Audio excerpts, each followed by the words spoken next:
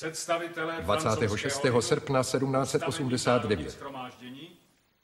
Domnívající se, že nevědomost, pohrdání nebo zanedbávání lidských práv jsou jedinými příčinami veřejného neštěstí a zkaženosti vlády, rozhodli se vyložit v slavnostním prohlášení tato přirozená, nezcizitelná a nezadatelná práva člověka. Pánové, žádám vás, abyste povstali.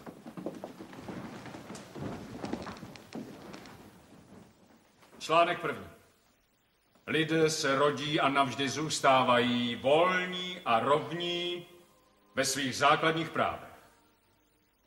Společenské rozdíly tudíž mohou sloužit pouze veřejnému blahu. A tato práva jsou svoboda, vlastnictví, bezpečnost a odpor proti útlaku. Národ je jediným zdrojem vší svrchovanosti. Politická svoboda spočívá v právu činit vše, co neškodí druhému. V tom, co není zakázáno zákonem, nesmí být nikomu bráněno. Zákon je vyjádřením všeobecné vůle. A všichni lidé jsou si před ním rovní. Mají stejný přístup ke všem hodnostem, úřadům a zaměstnání. Nikdo nemůže být obžalován, zatčen nebo uvržen do vězení, kromě v případech výslovně určených zákonem. Každý člověk je pokládán za nevinného, dokud nebyl usvědčen. Nikdo nesmí být stíhán ani pronásledován pro své názory, ani pro své názory náboženské.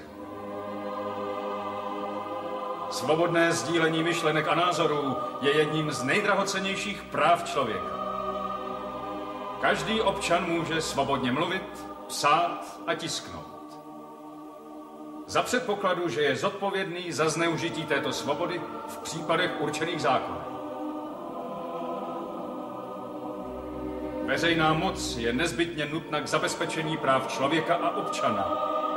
Tato moc je zřízena ve prospěch a blaho společnosti. Vlastnické právo je nedotknutelné a posvátné.